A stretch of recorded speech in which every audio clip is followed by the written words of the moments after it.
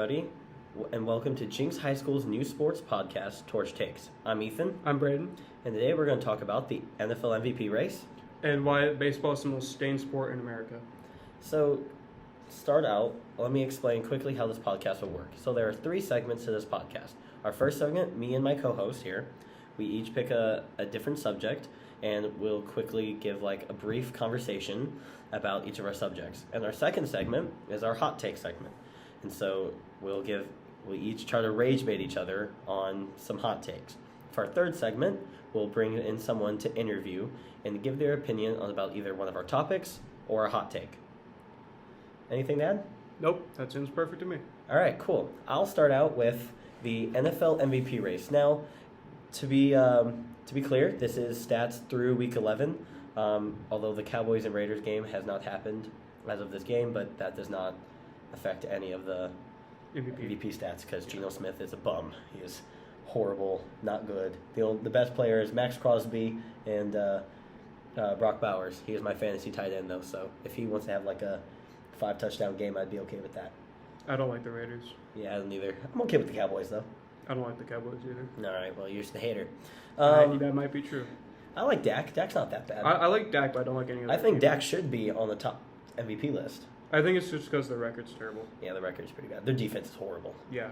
Yeah, they're really missing a Micah Parsons-filled hole in the... That might be a reason. Yeah, screw Green Bay. Yeah. Talk about your... All right. So, I picked out the top 4. The top 5 has Mahomes in it. He's number 5, but I don't want to talk about Patrick Mahomes because he's a bum, lost to the Broncos. So, we're only going to talk about the top 4. So, currently, the most likely to win is Matthew Stafford. Now, Matthew Stafford does have 2,500 yards, 27 touchdowns, and 2 interceptions. What do you think about that? I think that's really fair, considering he just beat the Seattle Seahawks. Yeah, so number 2 is Drake May. With 2,800 yards, 25 touchdowns, 5 picks. His completion percentage is above 70. By the way. He's playing some amazing ball. However, the one thing I do have to say is that the Patriots by far have the easier schedule. Yeah, they have the easier schedule, but I think strength of schedule, I don't think they look at that for MVP. I don't think they do, but it does definitely play a factor in how it is a lot easier to score on the Jets than it is the Niners or the Seahawks. I think they look at the value of the player. Before Drake May was at New England was a bottom 5 team. Yeah, they were bad. Easily. But now, the real question is, though, is all the success that the Patriots are having more Mike Vrabel or Drake May? I think Mike Vrabel brings a voice to the team. He brings the defense to the team because before the defense was terrible. The offense was okay. But now because they actually have a competent coach and not Bill Belichick for the 25th year. Imagine saying that to someone in the early 2010s. A competent coach in New England that's not Bill Belichick. I think they'll kill me. But Mike Vrabel, I think, should win Coach of the Year. If not, he is the Coach of the Year. Yeah, no, I think he's Coach of the Year. I don't even think it should be I think close. Sean McVay, there is an argument for Sean McVay. Sean McVay is a pretty good coach, but I don't think I think he's already won it, though. But I think so. Don't quote me on that, but I do think Vrabel has that, should get that over him. So the next person is Jonathan Taylor. Okay. He's 3rd, and he's having an historic, he's on pace for a historic running back season in touchdowns. I don't think he's on pace to get the most yards. No, but I will say this. Jonathan Taylor did have an off year last year. I've noticed with running backs in general, they have an off year, then the next year they go off for some reason. So Saquon Barkley is going to have a great year next year. I mean, he's not having an off year. It's just that if you just compare it, it's just not a 2,000-yard season. 2,000-yard season, I think it was 2015. I think there was no 1,000-yard rushers that year, or something like that. During that time, there was 1 year that there was no 1,000-yard rusher. And then the next year, I think it was Derrick Henry. He had 2,000, right? Yeah, he had 2,000 something. And I've noticed, I don't know why that is. 1 year, there's running backs that have multiple running backs, 10 that have 1,000 yards. Then the next year, there's 4, if not 3. So I don't know if that's coaching or like the culture of the game now, because it's more passing than it was rushing. Yeah, that's true. But I do think that because this year Derrick Henry, you would argue he's having a bad year, off year. Yeah, but the whole Ravens, I'm not necessarily sure it's on Derrick Henry himself, though. The whole Ravens are just not having a Good year. put together. And for the number 4 is Josh Allen with 2,400 yards and 18 touchdowns, but 7 picks. He's not an MVP. Josh Allen is still Josh Allen at the end of the day, but he's not a. You could argue Josh Allen is the most valuable player. Yeah, it depends. I mean, like Josh Allen is both winning and losing them games. Mm-hmm. You could say. I mean, he played pretty bad against the Dolphins, although the whole Bills team played awful. Do you think that if the Bills don't win a Super Bowl or get close to winning a Super Bowl in like 3 years, should they fire their coach? I think, honestly, if they don't get a deep playoff run in the next year or two, again, like, because, I mean, honestly, this year, KC's out of the playoff picture. I mean, this is one of their prime years to be able to get to the Super Bowl. And, they're dealing with Drake May being... Yeah, and now, I mean, Drake May, but honestly, I mean, while Drake May is playing some unreal ball right now, he hasn't really beaten that many... I mean, he did beat the Bills. He beat the Bills and the Bucks, and that's like those are 2 legit teams. But like he has 9 wins. I mean, he's beaten up on the Saints and the Titans and the Jets, right? Did he play the Raiders? They lost to the Raiders. He lost to the Raiders. Lost to the Raiders. Then they lost to the Steelers as well. Yeah. So, is there anything else you want to add? No, I mean, I think so. I'm going to just give out my MVP. Mm-hmm. I think as of right now, heading into Week 12. I would give the MVP to Matthew Stafford, just based off a few things. One, he's old. I know they don't take into account that for MVP, but it's really impressive what he's doing. He's on pace for like 48 touchdowns. He only has 2 interceptions. Yeah, he has like 2 interceptions right now. He has only 300 less passing yards, which I know is a lot, but in the grand scheme of things, when he has like almost 10 more touchdowns than Drake May with 3 less picks, I mean. You can't argue. That makes up for the 300 yards for me. And also, the strength of schedule, I think to me plays a factor in who I think should get MVP. I mean, it's definitely easier for someone to win MVP when they're beating up on the Saints and the Jets. I got one thing to add. I got a question. Hypothetical. Yep. Say hypothetically the Seahawks win the division. Yep. Is Matthew Stafford out of the MVP conversation because he didn't win the division with his team? Because that's really possible. No, it is. Yeah. Honestly... Or even the 49ers win the division. That could also happen. Honestly, it does change how I think a little bit. I mean, I know team record probably shouldn't always play a factor, but... It does with every It does in the MVP, right? So, if Matthew Stafford and Drake May's stats are close, Drake May wins the division and Stafford doesn't, I think you could...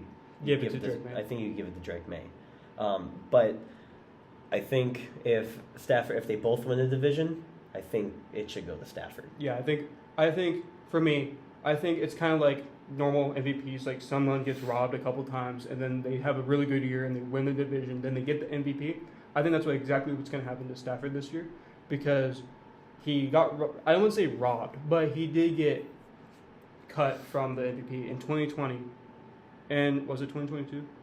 He had a decent year in 2022. Because I know he won the Super Bowl that year. I know he lost to Rodgers twice in MVP race because Rodgers is Rodgers, and I mean he played really good those 2 seasons.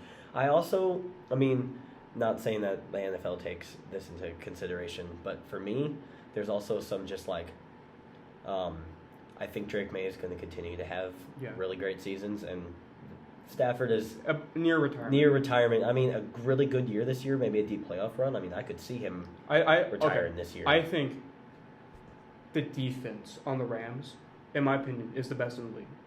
The Rams defense is pretty good. Their red zone defense, holy crap. Well, and they're only 1 game away from being, 8-2 Yeah, I think 9-2. 9-2. Because a blocked field goal. they're 8-2 right now because they just beat the Seahawks. Yeah, blocked field goal from Yeah.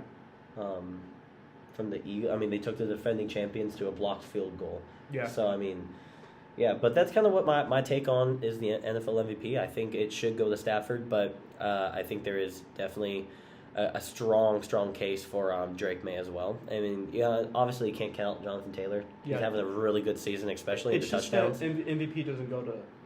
Yeah, and so it's really hard. I mean, the last time was it Adrian Peterson in 2014? Yeah. The Vikings. Yeah. So, So tell me a little bit about the baseball. My topic is why I think the MLB and baseball in general is the most stained sport. I will define stained sport in America.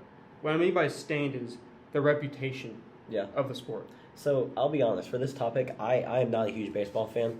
I don't know that much about baseball. My most experience is that I used to live in St. Louis, so go Cards. I hate the Cardinals. I love the Cardinals. 06-11 champions. We'll see you tomorrow night. At least you know the call. It's a great call. Maybe the greatest in sports history. So the Pittsburgh Pirates don't have any calls like that. We won to be a walk-off in 62 against the Yankees. When? In 62. Oh, I'm sorry. We did that in walk-off in Game 7. We did that in 2011. I hate this guy. 60 years ago, man. I don't know. The dinosaurs were around back then. Back to my topic. Yeah. So before the 60s, baseball was a beautiful sport. Yeah. Had Mickey Mantle, Babe Ruth, Ty Cobb, Jackie Robinson, Roberto Clemente, had all those people that kids looked up to and loved. Because at that time, the game was simple. It was simple. 4 bases, a plate, and you just hit the ball and you run. Now, not now, but after the 60s, actually it started in 1919. In 1919, the Chicago White Sox got bribed to lose the World Series. Dang it. Got bribed to lose the World Series on purpose, and 8 of their players got permanently banned from baseball. That was a hint about what was going to come to baseball. And you have to skip until, I think, 84 or 81. Do you know who Pete Rose is? Yeah, no, my one of my family members loves Pete Rose. Pete Rose, people call him the Hit King, Charlie Hustle. He was really good. Really good. Pretty good, yeah. My argument could be in the Hall of Fame. It's not. But it's not. He's banned, right? Because he betted on his team when he was a manager of the Cincinnati Reds. He betted. He did it while he was a manager, not a player? Manager. Well, that makes me feel a little bit different about his Hall of Fame status. I feel like playing and managing is separate. I feel like he was a player manager. I can't remember. But you could be a player manager? Yeah, I think he did it a couple of times. I know that. But he did bet on his team to win. Now, that is different from what's currently happening with Luis Ortiz and Emmanuel Clase. They purposely threw the game for bets and parlays. That I can never apologize. I can never give in to apology for that. Yeah. Because I think in 2024, 2023, I can't remember, the Guardians and the Yankees were in the ALCS. Mm-hmm. Emmanuel Clase played his worst series ever. And the investigation went on about the sports betting. It dated to 2022. So people are now trying to think he threw the game on purpose. Yeah. For his parlay. Yeah. And I think that makes baseball 10 times the most stained sport. Now, football, you could argue football. You could argue NFL. Because of Bountygate. What was it called? With the Ravens? No, Ravens. What the Patriots did?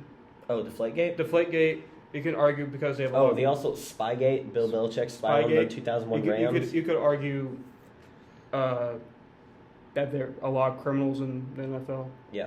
CTE, all that garbage. Yeah, and the NFL doesn't really do a great job of protecting players. Yeah, but I do think because baseball had a high, like it was the number one sport in America for like forever. Then it just slowly declined. You can even argue that the steroid era was the most stained era for baseball. Yeah. Because all the records, all the excitement from that era was a Fake. lie. Yeah. Was a lie. Everything right there was a lie. Sammy Sosa, Mark McGwire, Barry Bonds, all that. Didn't he play for the Pirates? Yeah, but he wasn't on steroids then. Hmm.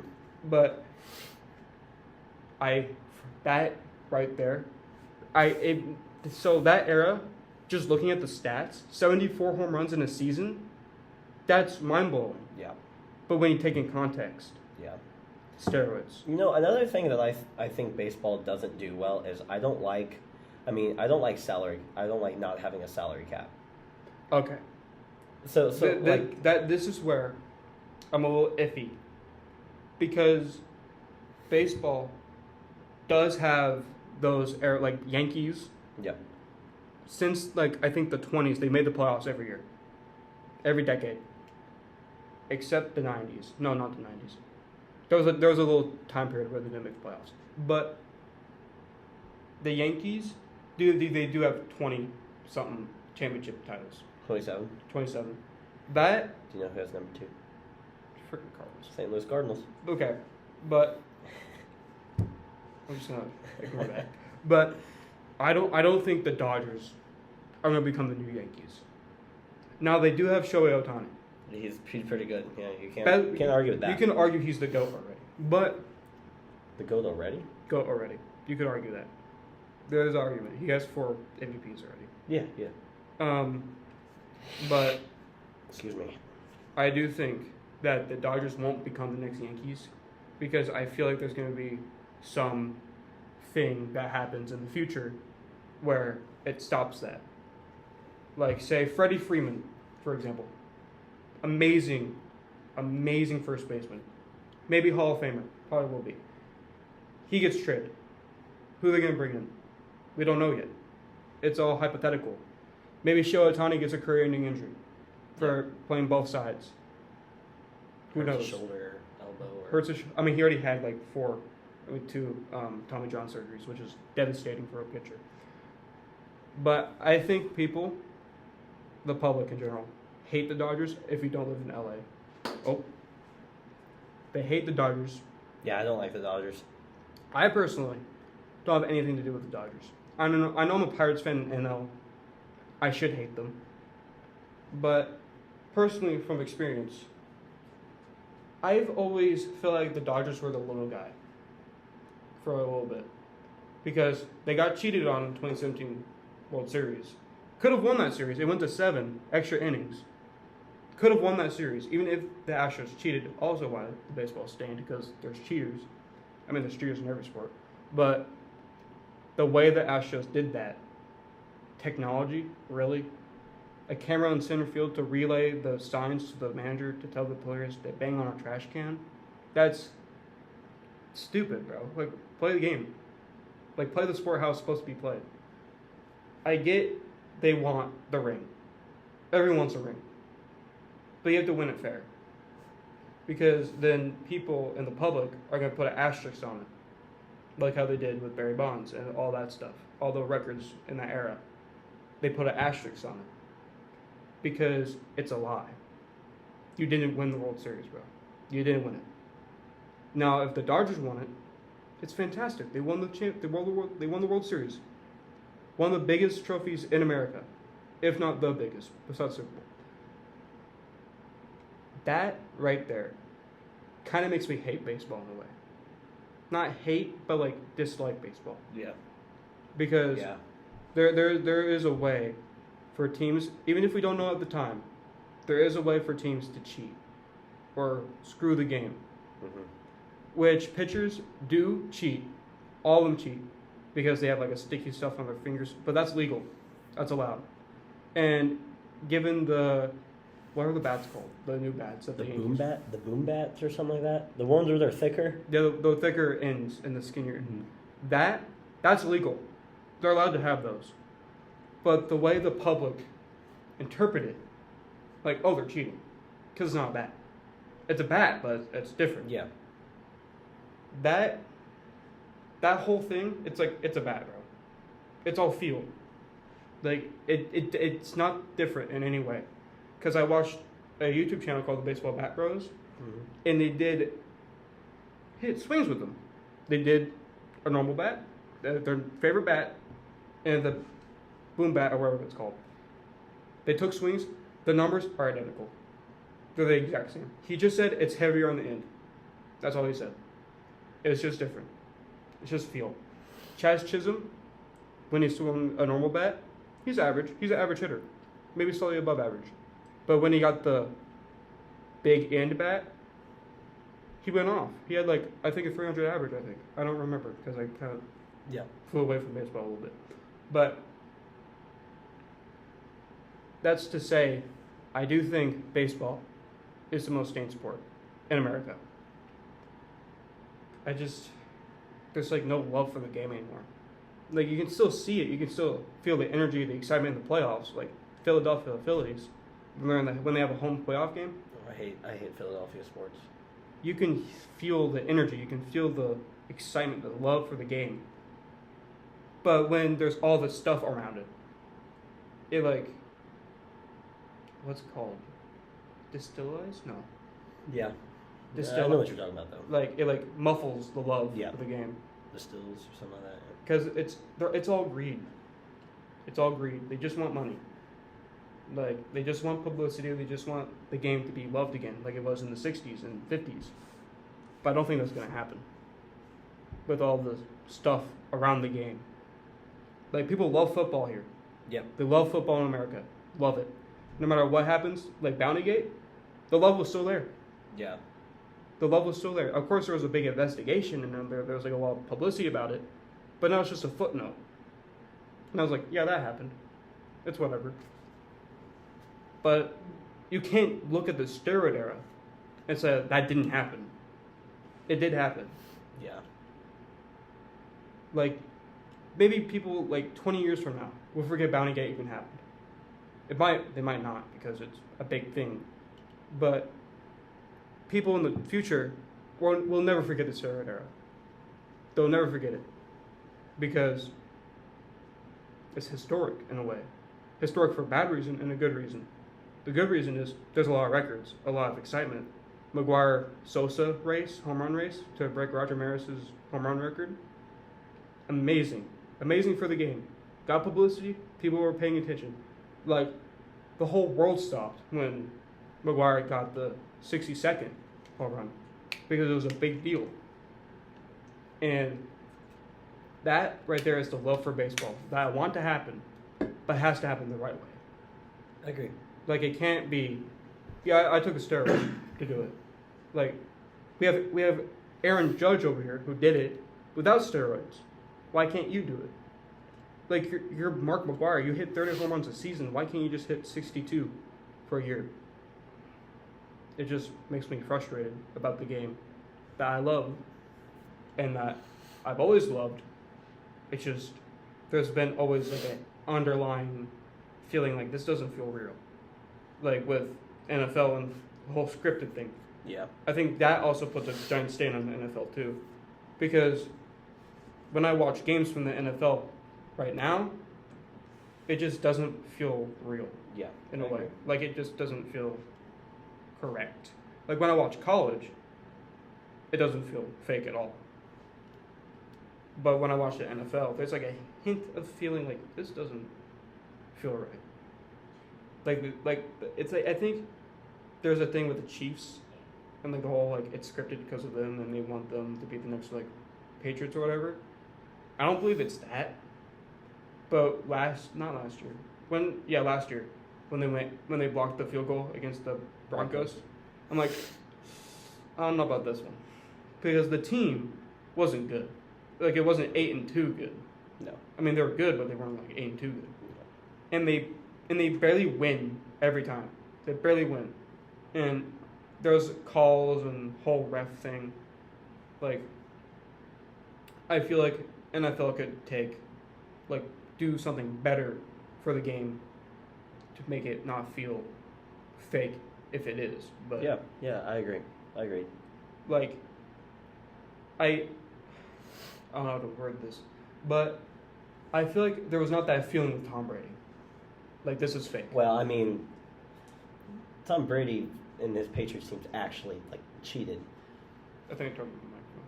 That's fine. Is it connected to that? Yeah. Okay. I mean, Belichick literally spied on the St. Louis Rams in 2001 so they would know their playbook. Tom Brady knew about Deflategate and how he deflated his balls to make passes better. I mean, that's not being fake though. That's just cheating. Like, being fake is there's a script. I mean, the Tuck rule. Okay, well, that's a rule. It was made for Tom Brady because what was an obvious fumble was not called a fumble. Was not called a fumble because his arm was moving a little bit. If you look back, I don't know if it was, but I think personally it was a fumble, and the Raiders should have won that game. Raiders should have won that game. It was a fumble.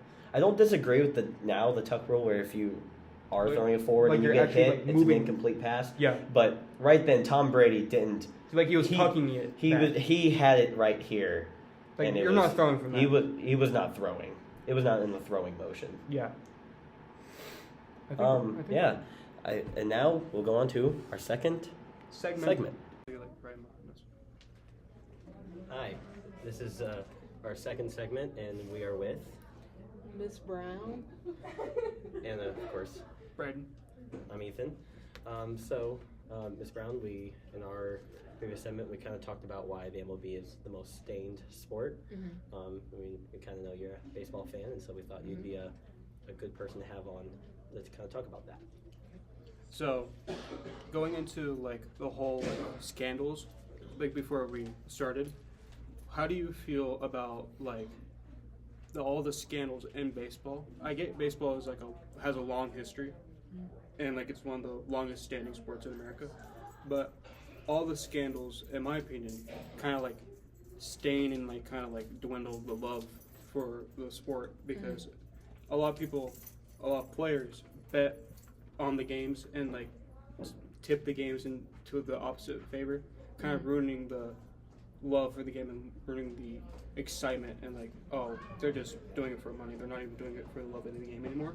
Kind of like how Emmanuel Clase did against the Yankees in the ALCS because he played his worst series by far in his career, and of course people found out that he's betting parlays, and it dated back to 2021 before the series. So people are starting to think that he rigged the games for the Yankees so then he wins his parlay, and he ended up playing the worst series of his entire career in that series. I think that given the fact of how long baseball has been around, the sport itself, I think it would be hard for any sport that's been around literally for so long for there not to be some staining of the sport and some cheating going on. The way I like to think about baseball, I think a lot of it is about life. So I think, yeah, the game is beautiful. I love the game.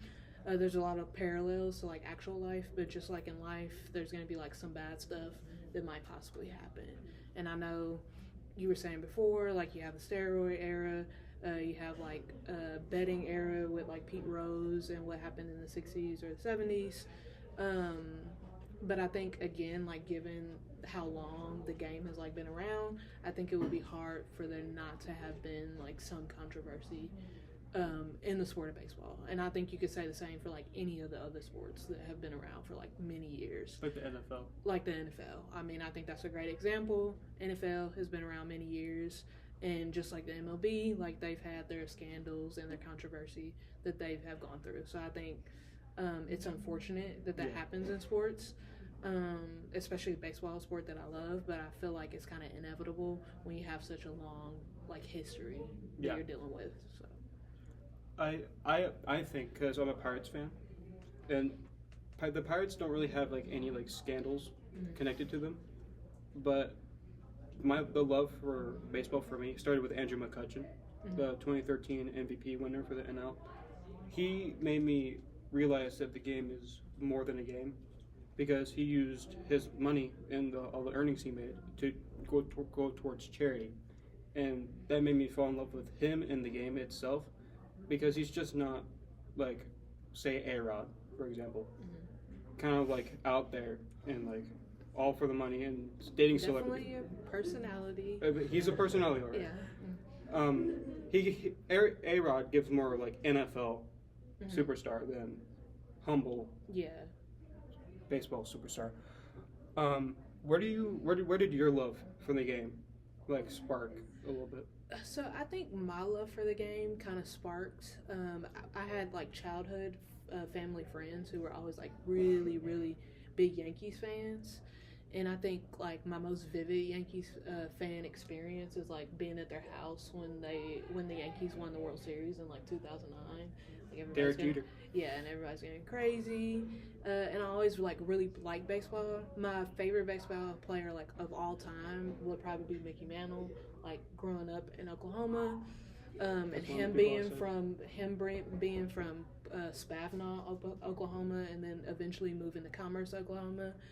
And I don't know, there's something about his story that's like remarkable, that this like young He struggled. like, He struggled for but there's something like really remarkable about the fact that he is like from such a small Oklahoma town, like in our own home state, and the fact that he was able to go to the New York Yankees at the time, which was like a baseball dynasty, and basically be like one of the best, greatest center fielders for like one of the biggest teams in one of the biggest cities. I don't know. There's just something like remarkable about that to me, and like it resonates with me, just because like I'm from Oklahoma as well, and I don't know. It's just something like remarkable about his story that makes me like really like love him, love the Yankees, love baseball. Yeah, love the baseball, because I think just like Mickey Mantle, it could be anybody from anywhere. You can come from a small place. You don't even have to be from America, but you can be from somewhere else, and you could be like a big superstar in the MLB, which I think is like unique. When it comes to like other sports, I feel like it's kind of unique in that way, the MLB, because we have like international players from like everywhere. So, given that you love Mickey Mantle, Mm-hmm. have you ever watched the movie 61? I have. Mm-hmm. I love that movie.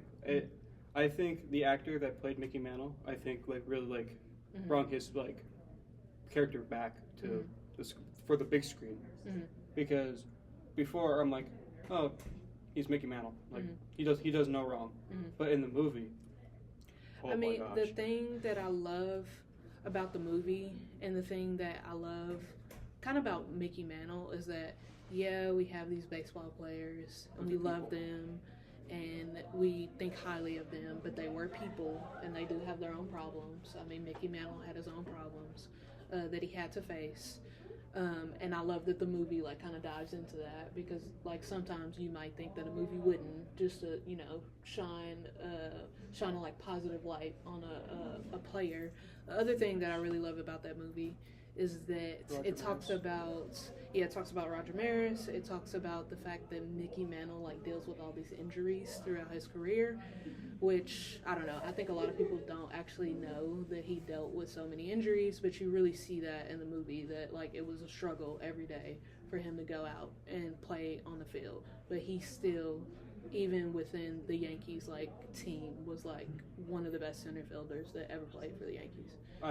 Where do you put Roger Maris in there? I know he wasn't with the Yankees for long, but I would put Roger Maris up there really high when we talk about Yankees baseball, because I think the way he had to deal with a lot of stuff in 1961 with him breaking Babe Ruth's record, I think he had to go through a lot.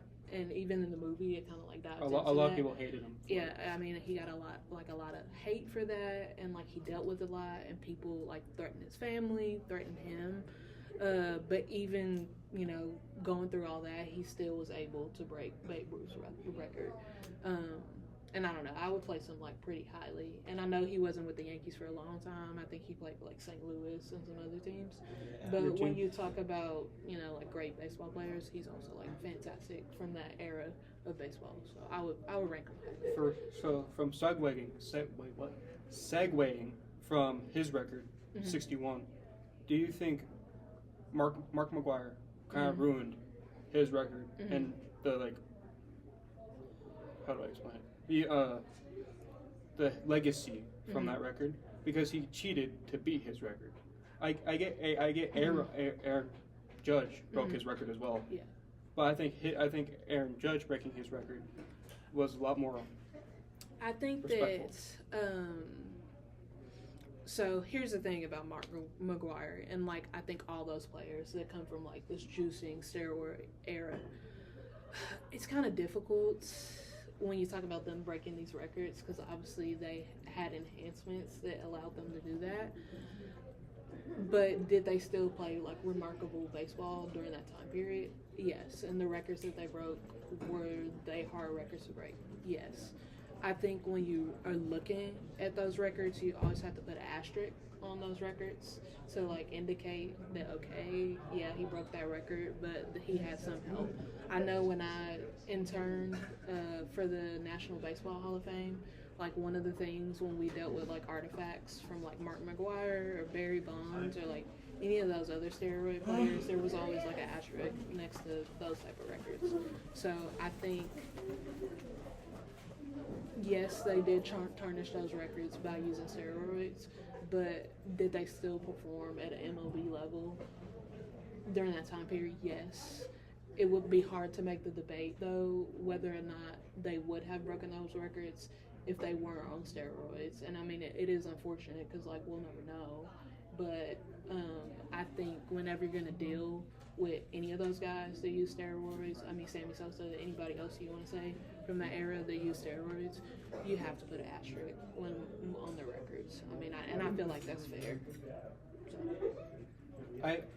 So I watch a lot of videos diving into like Barry Bonds and his incredible season in 2004. They really dive into how like feared he was. Most intentional walks for a season ever. I think it was like 149 intentional walks for a single season. Like that alone shatters every record for intentional walks in a season. And given they still hit 71 home runs in a single season, that is mind-boggling. Like, I know he was on enhanced drugs, but just him, he was just so smart on the plate. Like, he knew what you were going to throw before you threw it. And where does that bring you to his records and his legacy? Because I feel like before, he was already a Hall of Famer to begin with the Pirates. But he still hasn't won. He still didn't win a World Series, given that he did steroids and he was at the Pirates and he was a superstar there. I feel like with Barry Bonds, it's still very much the same. I think since he used drug enhancements or steroids, you still have to put an asterisk next to his name. But I would agree, like, I think even if he hadn't taken the steroids, he probably still would have been a Hall of Famer. Because, like, when I think about Barry Bonds, and, like, teams, like, intentionally walking him and, like, the fear that he evokes, like, out of other teams, the only other player, like, currently that, like, does that now is, like, Aaron Judge. Like, I would think, like Or Ohtani. Or Ohtani, and when it comes to like intentional walks. So I think yes, again, you still have to put asterisks and everything next to his records, but he still was going to be a Hall of Famer. So there's this one game, Game 7, Pirates Braves, ALCS. No, not AL, NLCS.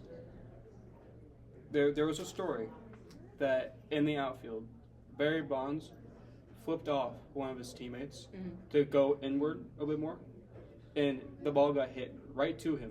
Bottom of the ninth, by the way, right to him, and his throw was a little weak, and it was kind of offline, and the runner scored, and the Pirates did not go to the World Series in 95, and I think that made the press in Pittsburgh and just the press in general hate Barry Bonds because he was kind of like flamboyant and I think the thing about the Pirates, especially from like that era of the Pirates, I forget the name of the manager who, I think it was Jim Leland who was the manager. I think so. And I went to a talk where Jim Leland was talking about like managing that Pirates team, and he essentially was brought in for that Pirates team to basically like fix a lot of the issues that were going on because they were known to be like a rambunctious like group.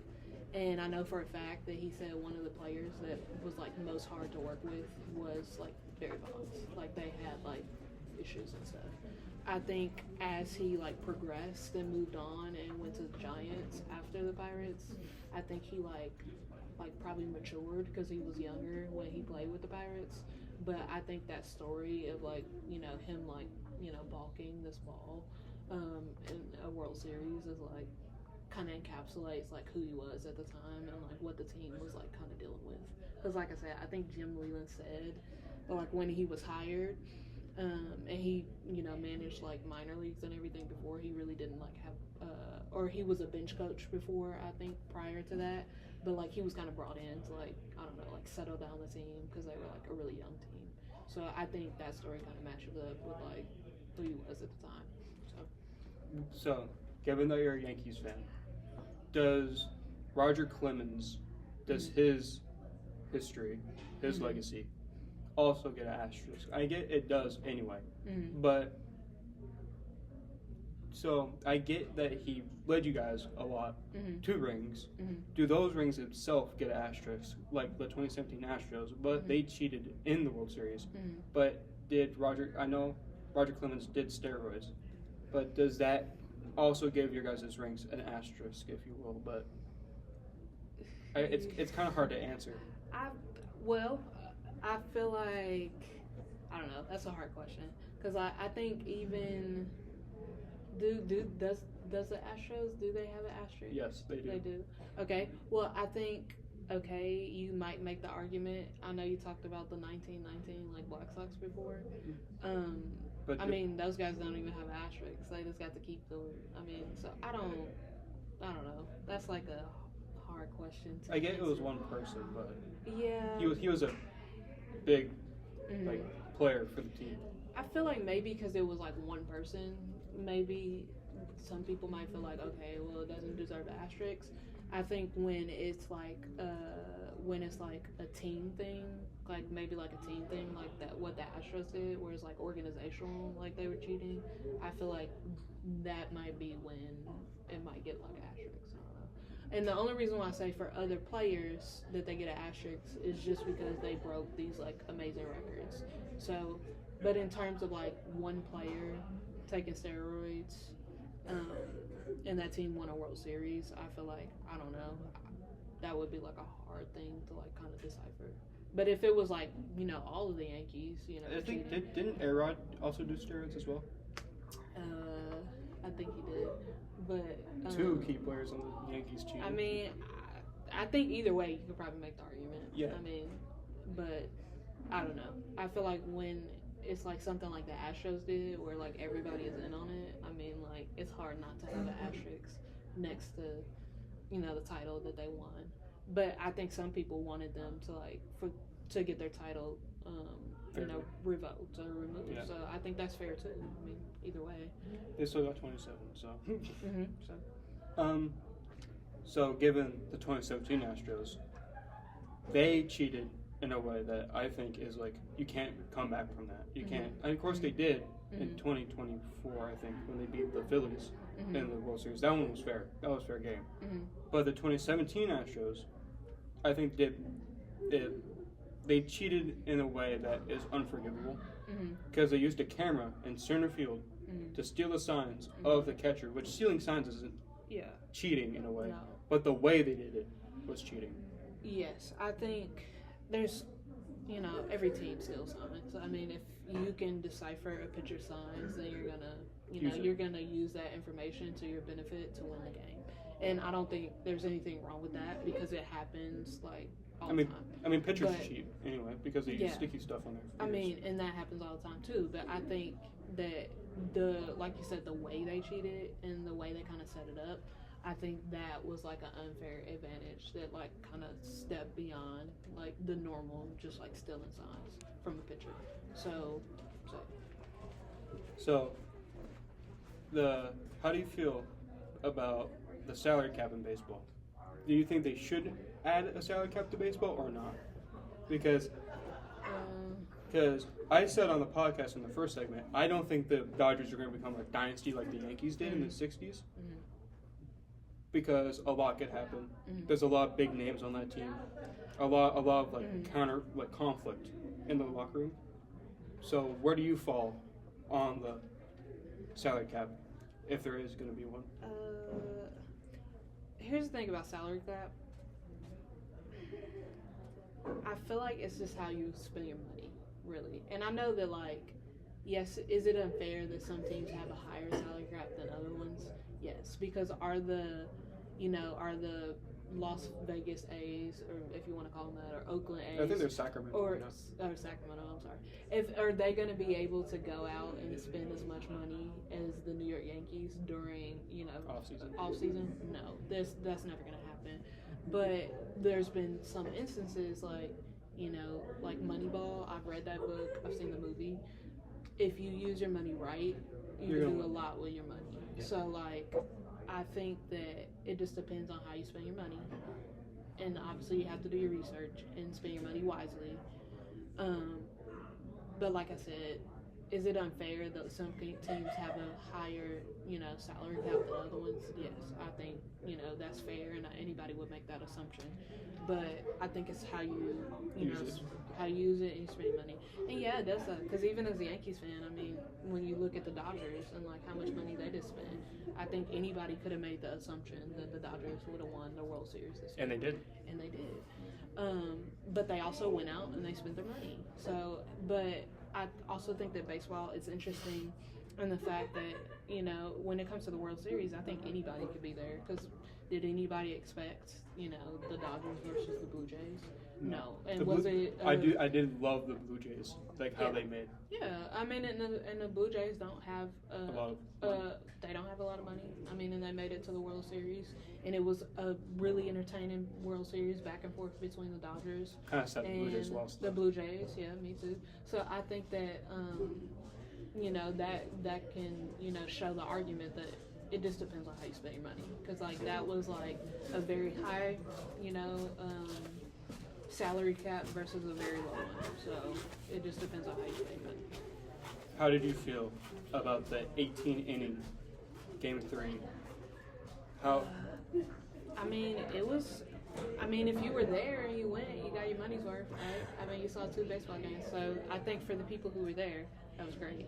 I think if you love baseball, though, you probably sat down and watched all 18 innings and had a good time. So I don't see anything wrong. Imagine there was no pitch clock. Imagine there was like no way of speeding up the game. Yeah. That game probably would have went until like 2 a.m. probably. Yeah, it would have been even longer. But like I said, I mean, if you love baseball and you like watching it, like truly like watching it, then you probably had a great time. Like most baseball fans watching all 18 innings of that game. So going back to the salary cap thing, and how teams spend money and smartly. So coming from a Pirates fan, we're known for having a terrible owner that does not spend money, and when he does spend money, it's not good, not a good signing. And same with the St. Louis Cardinals. They don't really have a lot of money, and their owner is not the best. Do you think the MLB should imply a rule where you have to sign at least 2 players that's above $40 million? So it evens the playing field, kind of. I feel like no, because I feel like even if you have a high, salary cap, I mean, the Yankees make bad signings all the time, and we have a ton of money to spend. So, no, I don't necessarily think the value of the player or the value of their contract indicates like how well they're going to play for your team. Because like there's been plenty of players that the Yankees have signed for like a minimal amount of money that have worked out. So I don't know. I think I don't know if it would help by saying that you need to sign 2 players worth more than $40 million on a contract, because there's been plenty of players that have been signed by the Yankees for over $40 million that were really bad, and they were bad contracts and they played bad for the duration of the time they were with the team. So, I don't know. I kind of see where you're going. But that kind of reminds me of Anthony Rendon and how he's dealing with the Angels. Yeah, I think so. With the Angels. and that was like well over $40 million. Yeah, he was like 130, I think, for like 5 years, and he just didn't play baseball at all. Yeah. During So I mean, there's been plenty of contracts that have been really bad for a lot of money, and the players like weren't good. So I don't know if it would be helpful to say that you need to sign 2 players over $40 million because it doesn't guarantee that they're going to be good and that you're going to get your money out of it. So I also am a big Paul Skeens liker. I love him, considering that I'm a Pirates fan and he's our one good look anymore. The pitcher? Yeah, the pitcher, Paul Skeens. Livy Dunn's husband. Yep. Soon to be husband, probably. How would you feel if he goes with the Yankees, or when his contract's over with Pittsburgh? Do you think he would be a good addition? I mean, he's a Cy Young winner, which I think he would be, but do you think there's space for him? I think if the Yankees want to make space for Paul Skeens, they'll They make will. space. So I think wherever he goes, whether it be with like the Yankees, the Dodgers, wherever else you want to say, I mean, whatever else other team, he's gonna perform well wherever he goes. But is there a place for him in New York? I mean, yeah. I mean, we did the same thing with Garrett Cole. He came over from the Astros and Stealing all my players, bro. has performed very, well. So I think, yeah. I mean, and if they wanted him, they would make room for him, and I think there is room for him. So that would be, it would be awesome. Would you like anything to add? I don't think so. I don't know a whole lot about baseball, so. Cardinals suck. Cardinals do suck.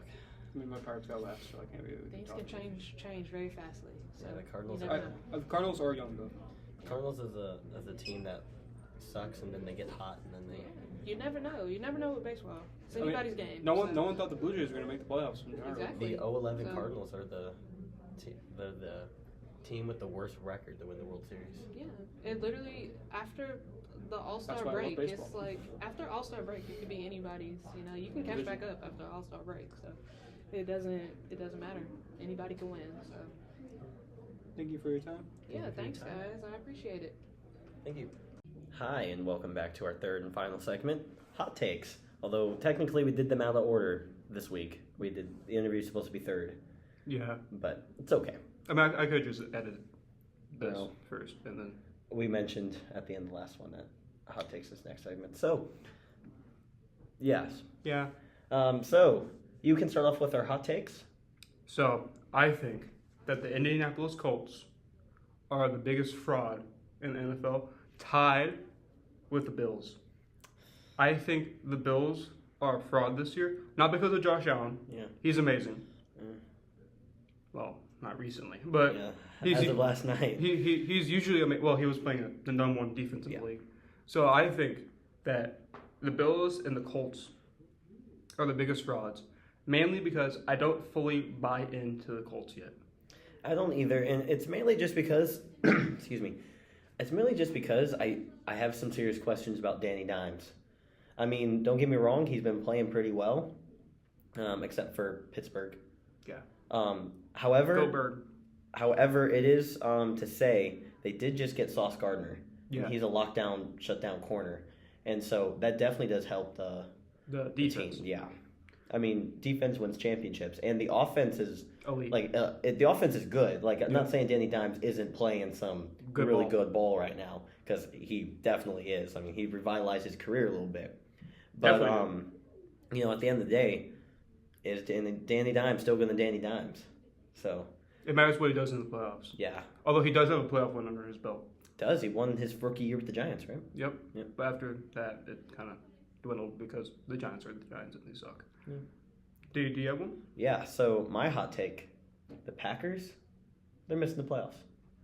Honestly, I could see that happening. I think it's going to come down to that tie with Dallas. I It's going to think come back on. I think if the Dallas wins at least 75% of the rest of their games, and the Packers lose both the Bears games, they're missing the playoffs. Well, I think so. Dallas is currently sitting at 5-1. Yeah. Which, for how bad their defense is, Is actually not that bad. that bad. And I mean, they're not in the playoffs, but they're not totally Gone. gone. They could sneak in. If they win a bunch of games, I mean, obviously. But if the offense with Dak Prescott, George Pickens, and CD stays hot, anything can happen. And also the person they traded for the Jets, he's good. He restarted his career, like back to that Pro Bowl level. Because I think everyone that goes to the Jets becomes a Jet. You're gonna suck. And it's like the Sam Darnold effect. Yeah. Once you leave the Jets, you're amazing. Yeah, but when you're at the Jets. So does Justin Fields need to go? Yeah, I think Justin Fields. We don't want to get off topic, but I think Another hot take. Justin Fields is a good quarterback. Yeah, Okay. I might be delusional. I think you're delusional. He did have good years with Chicago. He had okay years with Chicago. His last year with Chicago was good. His last year with Chicago was okay. This is a Bears fan, but there's a reason why the fans shouted, "We want Fields." I want Caleb. Yeah, I do want Caleb with Chicago, but I think if you give Justin Fields, hear me out. I think Justin Fields just needs to go to a system that's inevitable, like to go to Minnesota or the Niners where he learns how to be a quarterback. Like those Kyle Shanahan and what is his name? Kevin O'Connell? Yeah. Kevin O'Connell are quarterback whisperers. I mean, I'm a Brock Purdy fan, so maybe I'm a little biased a little bit, but like I think Brock Purdy would not be as good anywhere else. I mean, you can kind of say the same thing with Josh Allen. I think it's the opposite of Josh Allen. I think Josh Allen would be better somewhere else. I think Josh Allen would probably win more somewhere else, but he's not going to be the same regular season demon. It's so complicated with Josh Allen because they're requiring him to do so much of the heavy lifting. So, my second hot take, which is not really a hot take anymore, but it could be next year. I think Drake May is the superstar from the 2024 QB class. I have one thing to add on that. Okay?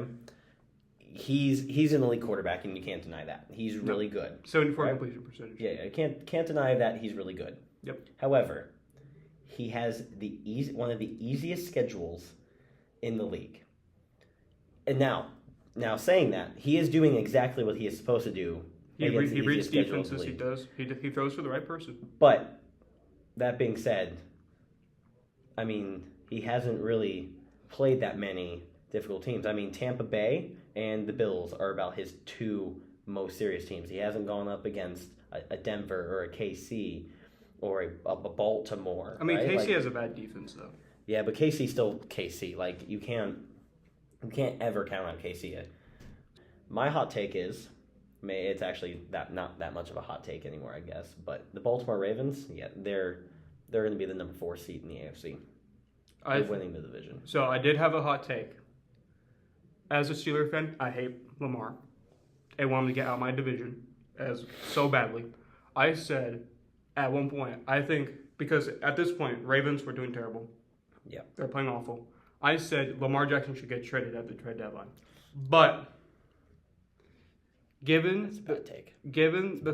I know it's a bad take looking back on it, but given that the team was bad, they're almost bottom of the division, minus the Browns. They're almost bottom of the division. It seemed like the whole team was getting broke. It was falling apart. So I thought the smartest move for Lamar was to get out of there because you don't want whole scandal or whatever. Yeah. This might be another hot take.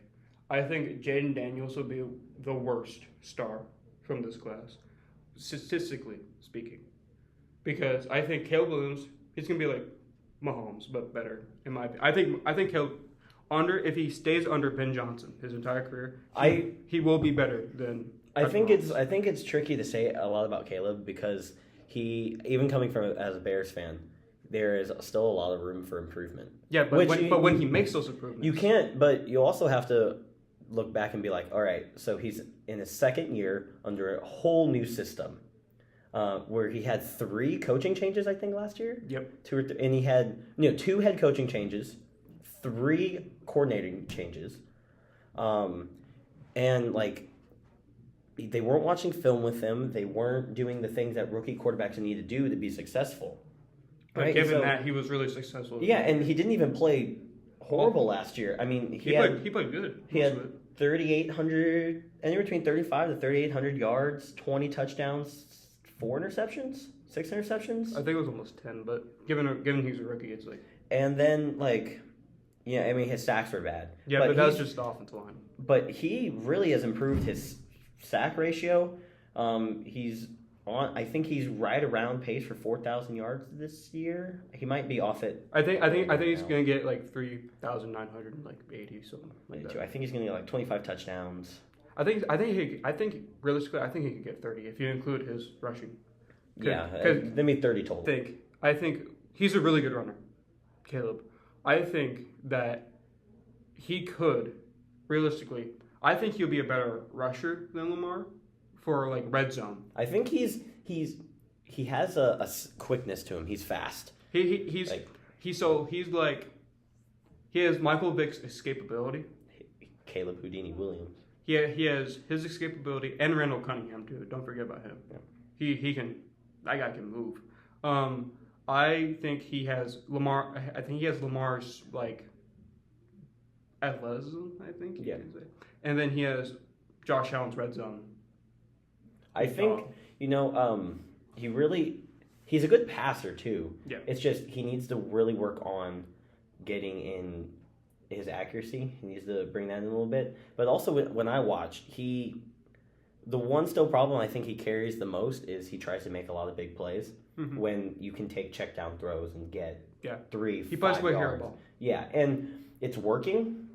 But it also doesn't work sometimes. But it's also not working 100% of the time. When you have an open man, you may only get 2-3 yards out of the play. But I think you can accept 2-3 yards on second down. Like, obviously when we get to 3rd and 9, you don't want screen passes behind the line of scrimmage, right? Yeah, I mean, unless it's wide open. As a Steelers fan, I hate that.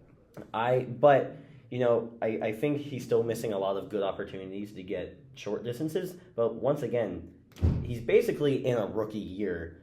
Like, he's learning a complicated system. Ben Johnson's system is it's complicated. I mean, there's so many, a lot of trick plays, a lot of flea flickers. A lot of new moving parts. I mean, we saw it in the Minnesota game. We had our backup QB, Tyson Bagnet, lined up as a wide receiver. Although they didn't run a trick play with it, they had him lined up so they could, right? And so you have a lot of stuff like that going on. So, I mean, as a Bears fan, I'm really not concerned. And I think Caleb is our guy for a while. Even if he's under contract till 28, I think he has 3 more years. He could win an MVP during that. Even if he plays just okay, I'm still taking Caleb. I think there's just so much potential there to maximize, especially if Ben Johnson's there. I honestly think it's going to be down to Drake May, Caleb Williams, and maybe Jaden if he stays healthy. See, okay, maybe a hot take. I'm not a Bo Lever. I think Bo Nix is fine. I think Bo Nix. He's mediocre to okay before the fourth quarter, but when it's the fourth quarter, he locks it in. And it's so complicated to say because he's not bad. I'm not trying to say he's a bad quarterback because I mean they're still winning games and he's not a bad quarterback at all. I'll take him. But if we look at a lot of things, like he's not amazing at quarterback. He's definitely being carried by a really, really good Denver defense. He does have amazing qualities. Yes, yeah.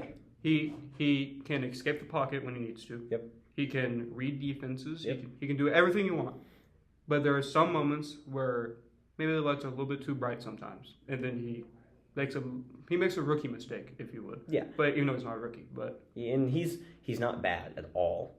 But I just think in the class, like I'm taking Jaden, I'm taking May, and I'm taking Caleb over them. I would take Drake, Caleb, then Jaden. I take a healthy Jaden Daniels. I'll take. The only problem with Jaden Daniels is he's injury prone. I think he was injury prone in college. I think I'll take Bo Nix over Jaden Daniels. That's one you could flip back and forth on. Yeah. It depends because Jaden Daniels also has a lot of amazing qualities too. Yeah, he can run, even though he doesn't really look like it because he's kind of He has like that slow speed. He's a little leaner. Yeah, a little leaner. He's not built. He doesn't look like he's necessarily built to. For me, he looks like an NBA player than a basketball player than a football player because he's like he's tall, skinny, tall, lanky. Yeah. lanky. Um, Is there anything else you have a burning take that you want to say out loud? honestly, just to kind of make you mad. All right. Maybe not. I don't know if this is really a hot take. I think Will Howard is not a good. You guys should find a quarterback. To be frank, he was drafted in the 6th round. So Yeah, I think. I You mean, guys, I mean, for a Steeler fan, from a Steeler point of view, he's making leaps. Like, of course, he hasn't played, but under Mike Tomlin, Aaron Rodgers, Mason Rudolph, given a good backup that can teach him things, and Aaron Rodgers said in a press conference that Mason Rudolph like brings light to the locker room. Like he makes stuff lighthearted, jokes around, makes it like he want to be there. I just think, I don't know, maybe because I'm not a huge Will Howard fan, but I feel like you guys should at least look at I think. a second option. Hear me out. We should get Kenny Pickett. Kenny Pickett coming back to the Steelers. I think we should draft Sawyer from Baylor. We should get him Mm-hmm. because I know he's on Baylor, and Baylor's not Powers, yeah. a good football team. I mean, they're a decent football team, but not good by any stretch. But his numbers, holy crap! You could, if he was on a winning team, he would be the first overall pick immediately. Yeah. Because I think he has like almost 40 touchdowns already, Yeah, that's pretty good. and like only 5 interceptions and like a lot of yards. Any person seeing those stats is going to say this guy's the first round pick. Yeah. But no, he's going to be like a 4th round pick because he's on Baylor. Yeah. Which I know coaches and organizations take into account. If you don't win at the college level, you're not going to go high. Yeah. Which is fine. But so it's like kind of like Josh Allen in a way. He was at Wyoming. They didn't really win anything. I mean, of course, they won like the local bowls and stuff. But if you go to Wyoming, are you really going to be like a top No, probably not. pick? I mean, of course, Allen was. But Allen's just that good. Allen was just once in a generation player. Yeah. Like, there's always going to be that once in a generation player that goes to like a medium-sized school. You know, I think it's kind of cool to talk about like once in a generation players because to me, Josh Allen isn't a once in a generation player as you would think about like Mahomes or like Brady or like those guys. But he's just built and plays so differently Than all of them. and then all of them where you could be like, yeah, like that guy is a once in a generation player. And so it's like, while he's not like Mahomes or anything, although I think he's probably better than Mahomes. But I think he plays different than Mahomes. He plays drastically different. He plays a little more hands-on and aggressive than Mahomes. It's because he has to do more. Yeah, I mean, Mahomes, when you're throwing to Tyreek Hill for the first 4 years of your career, You really don't have to do much. You really don't have to do much. Tyreek Hill's And you have Andy Reid as head coach. Andy Reid is a head coach. Tyreek Hill, top 10 receiver of all time. No, his scandals kind of Yeah, but it doesn't Tamper. affect his play stats play. most of the time. Not Tom Brady though. Tom Brady is 7. Well, he's more than him. Tom Brady is 7. I know. He's better. Why would we He's better than the Steelers franchise. I wouldn't say that. I would. I think you just hate the Steelers. I think you just can't admit that Tom Brady's better than your franchise. Is Tom Brady better than your franchise? Yeah. He's better than all of them. He's a lot better than anything the Bears have put up since 1985. What about, hear me out, Jay Cutler? And that will be it for this episode. If you would like to send in us hot takes to talk about or rate, you can send them in to the Jinx Trojan Torch Instagram. Anything to add? Nope. All right. We'll see you next time. Goodbye.